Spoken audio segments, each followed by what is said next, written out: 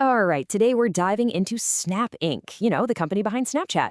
It's a company at a really fascinating crossroads, caught between this truly grand vision for the future and some immense immediate pressures. So, what's really going on behind those filters? Let's get into it. Yeah, when you think of Snapchat, you probably think of disappearing messages, right? Funny filters. But the question the company is asking itself, and the one Wall Street is really hammering them on, is so much bigger. What is the end game here? What is the actual master plan? And listen to this. This is straight from an internal memo at Snap. And it just lays the stakes bare. They're not just trying to be another app on your phone. No, they believe they can reinvent personal computing itself. But, and this is the kicker, they say it themselves, what we need now is to prove it. That right there is their crucible moment. Okay, so what do we mean by crucible moment? Well, it really boils down to this huge conflict, right? You've got this massive user base on one side and a business, a stock that's really been struggling on the other. And when you look at the business side, the test is frankly brutal. They have to kickstart revenue growth, they've got to fix their margins, and they absolutely have to keep that huge community coming back. And they have to do all of that while their stock price just isn't reflecting this grand vision they have. The pressure is seriously on. The clock is ticking. And just to give you a sense of what's at stake here, just look at this number, 932 million. That's how many people are on Snap every single month. We're not talking about some small niche app.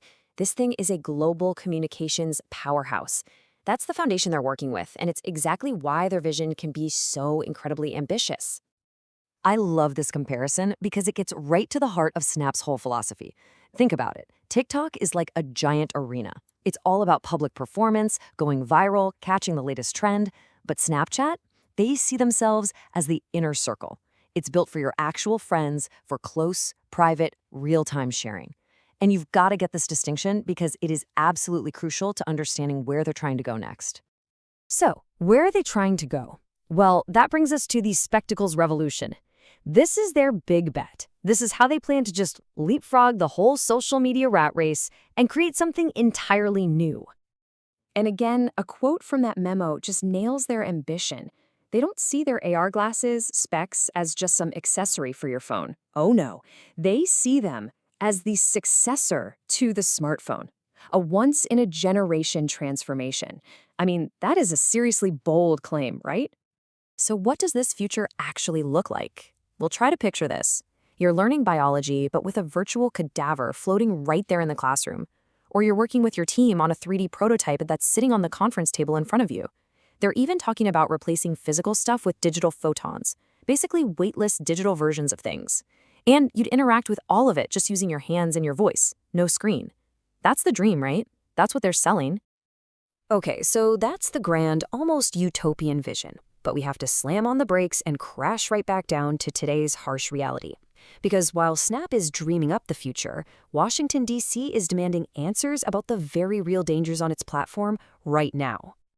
And this quote from Senator Blumenthal, wow, it just captures that reality perfectly. Parents of America cannot trust these apps with their children. That's the massive challenge they're up against. And it's not just Snap, it's all of them. It's a total crisis of trust, especially when it comes to keeping kids safe. This chart really visualizes the heart of the problem. What happened was Congress set up a test account pretending to be a teen. The teen watched just a couple of videos about dieting, and boom, look at that jump. The algorithm started pushing extreme, dangerous eating disorder content, completely taking over the feed. This is that algorithmic rabbit hole you hear about, and it's exactly what regulators are coming down on these platforms for. And we're talking about specific, devastating harms here. Congress has dug into everything from illicit drug sales that led to teen deaths, to these viral challenges that have literally killed kids, to content that glorifies self-harm and eating disorders, not to mention relentless bullying. These aren't just hypotheticals. These are real-world tragedies, and the platforms are finally being held accountable. So, okay, you've got this incredible vision on one hand and these massive, serious challenges on the other. How in the world does Snap plan to survive all this, let alone fund that AR future? Well, that's where the monetization machine comes in. We're talking about the actual battle plan to prove they can be a real, profitable business. All right, a huge piece of this money-making puzzle is getting creators on your side. And how do you do that? You pay them. But look at this comparison.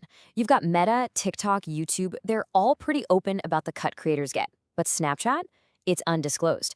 In this super fierce war for talent, not being transparent about that, well, that's a pretty big disadvantage. But it's not all bad news on the money front. There is one major bright spot, and that's subscriptions. Snapchat Plus has, get this, 16 million people paying for it. That's bringing in a cool $700 million a year in predictable recurring revenue. That is huge because it means they're not totally at the mercy of the up and down ad market. And check this out, this could be a potential gold mine for them. A new study just showed that Gen Z is actually shopping more on Snapchat than on TikTok or even Instagram. Now that is a critical piece of data. It tells advertisers that Snap's audience isn't just passively watching videos, they're actually buying stuff. And that's the kind of thing that makes advertisers open up their wallets. So all of this brings us right back to where we started. The big question. You have this incredible futuristic vision, but you also have these crushing immediate pressures. Can they actually pull it off? And this really lays out the two sides of the coin, the bull versus the bear.